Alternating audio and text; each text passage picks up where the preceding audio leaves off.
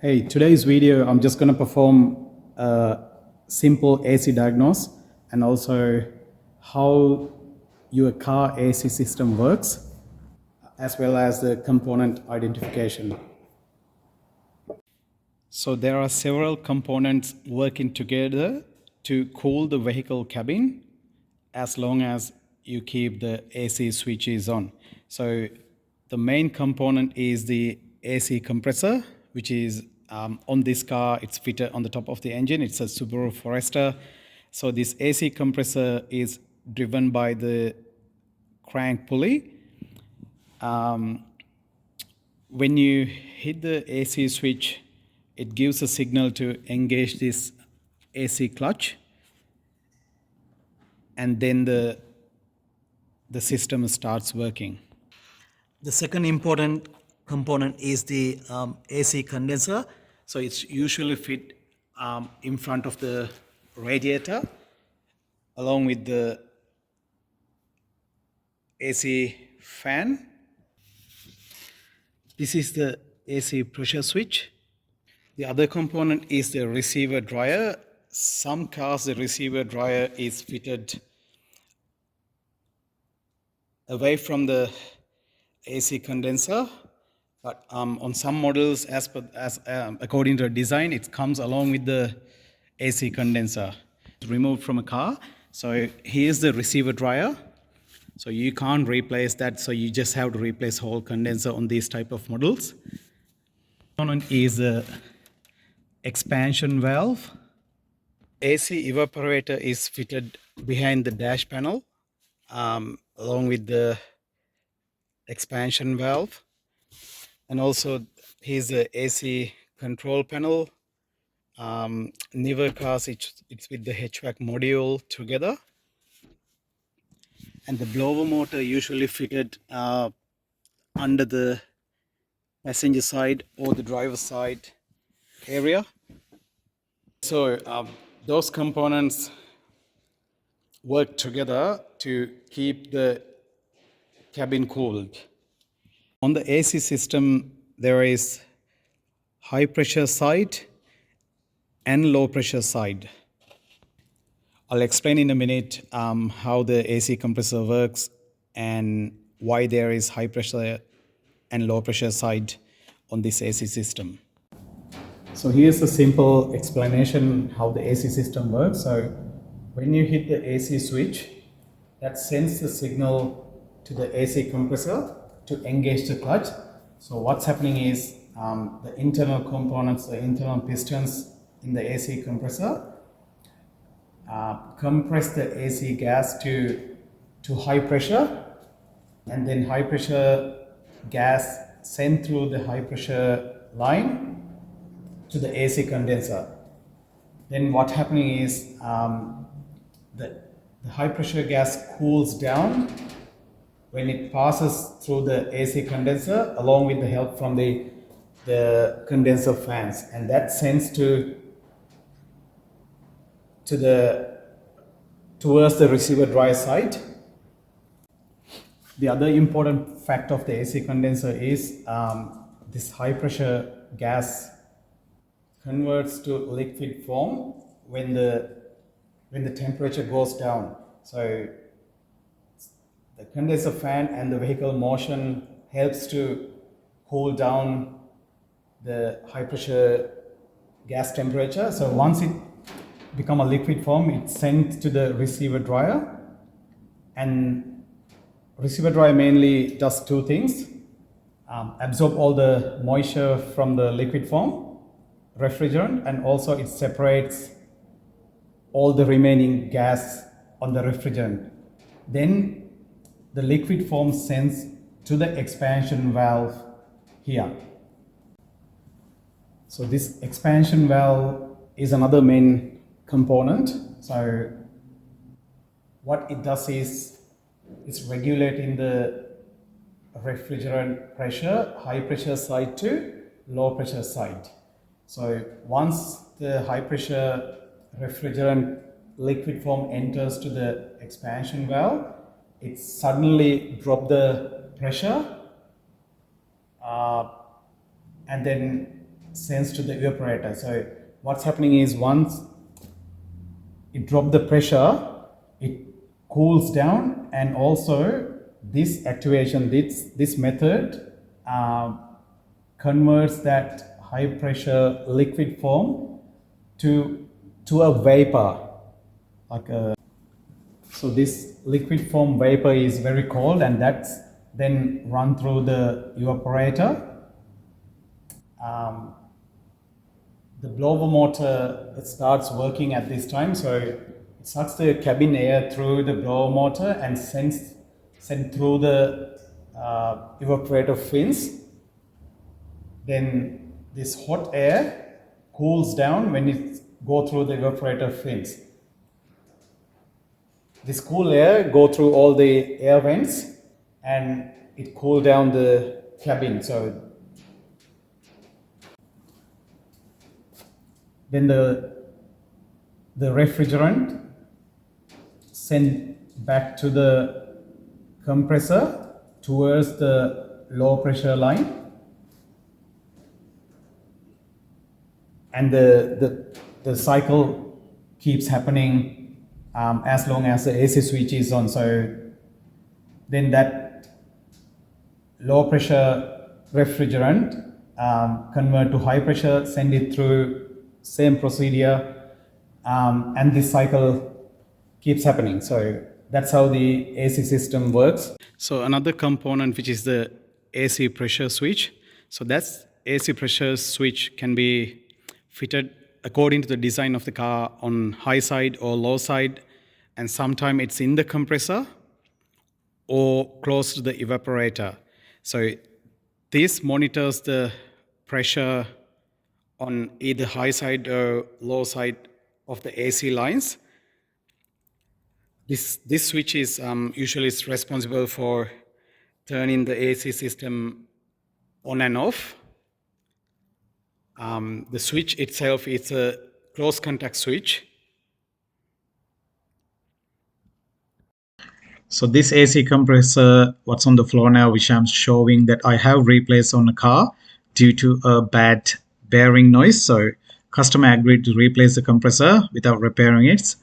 So I'm just showing the components on this compressor. So this is the AC compressor clutch, which engage and disengage according to the AC electrical signal.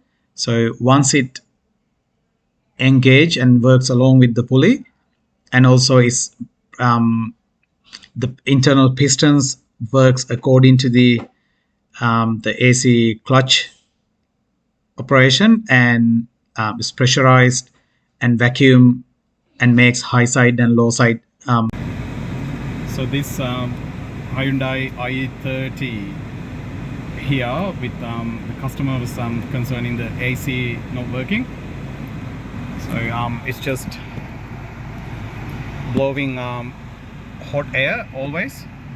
So I just started the car and just hit the AC button. I can see the actual AC command is operating through the HVAC module. So what also I found the AC compressor not engaging. So what I'm going to do, I'm going to quickly check one of the simple checkup, which is is there AC gas, which is refrigerant, is in the system or not. Sorry. Yeah. And I'm going to press this and see whether there is AC gas or not. So just confirm there is no AC gas in the system.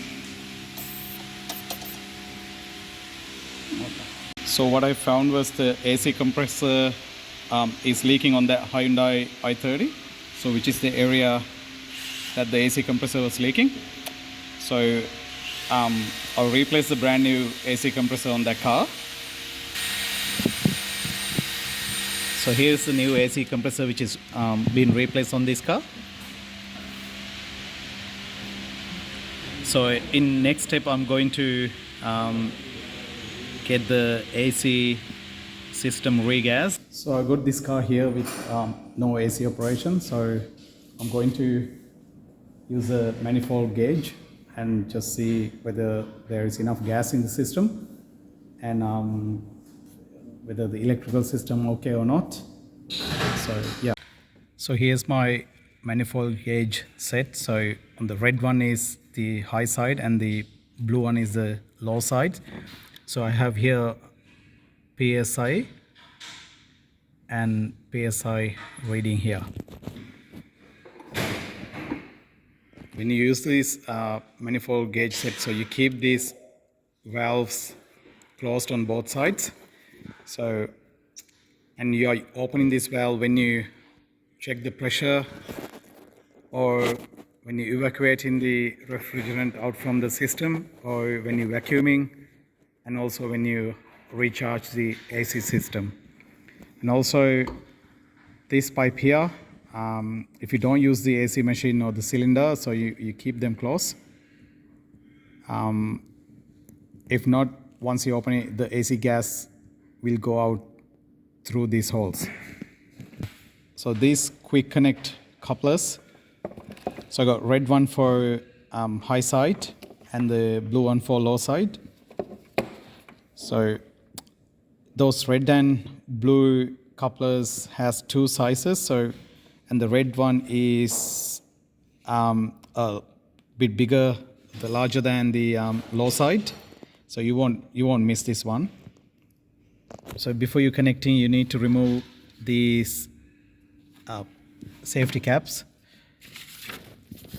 That's the low side here.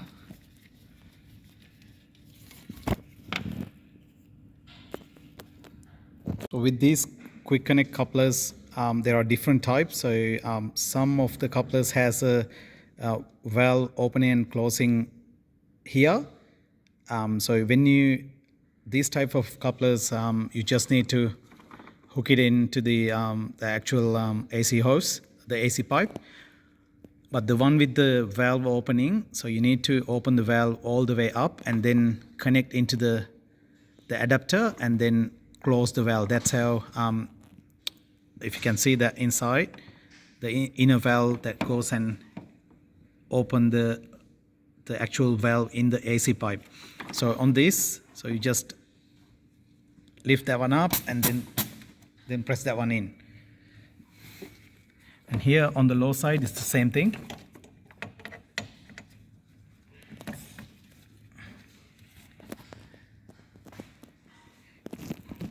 So by looking at these manifold gauges, what I can see on the low side, it's showing about 100 psi, about 98 to 100 psi, and also on the low side, it's showing quite similar pressure, so it's close to 100 psi. So that shows the system has gas in it. So that gas level is enough to engage the compressor. So what I'm going to do now, I'm going to start the car and hit the AC button and see whether the AC system works. So if there's no any other electrical issues, the AC system should work correctly. So here I started the car and they turn the AC on, and here's the switch. I can see the switch is works okay. Temperature all the way down. And mode controller, it doesn't matter, you can keep it anywhere. So so I feel like it's just blowing hot air, it's not blowing any cold air. Well, let's go and see what the manifold gauges showing. So even though the engine is running, which I can't see, the AC clutch is engaged. So it's very narrow spot that I can't catch video where the compressor is on this car. So if you look through that crank pulley down there, you will see the AC clutch is not engaging. So that's why the actual the AC gas high and low side stays on the same spot where I was checking before. So now I'm going to have a look what's wrong with the AC clutch and why it's not engaging. So here I've done some diagnosis and found there's no power supply into the AC compressor. So I tested and confirmed the fuse is okay. According to the fuse and relay diagram, that's the AC relay. So I have tested and found this relay isn't working at all. So what I'm going to do, I'm going to replace that relay and I'm going to fit a new relay in it and going to start the car and check whether the AC compressor works or not.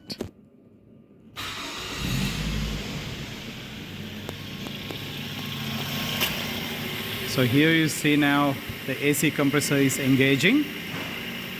Now the low side is going down and the high side is going up. So that means the AC compressor works. So now you see down there below the crank pulley, the AC clutch has engaged. So that confirmed the AC compressor is working now. So you will see here with the noise now you heard. So when the AC clutch is engaged, you will see the low side goes down to below 25, which is the operation condition. So which can lead to give a good AC cool inside the cabin. So when the low side is sucking in, the high side going high. So the high side is going up to 150, 160. That is acceptable. So I'm going to check the temperature inside the cabin. Yeah, I can feel the cold air coming through the AC vents. Yeah, so that's confirmed the AC system works perfect. The problem was the actual AC relay, compressor relay was probably it's an open circuit. It's not the internal error of the relay. Yeah, so that's how I can just perform simply how the AC system works on this car.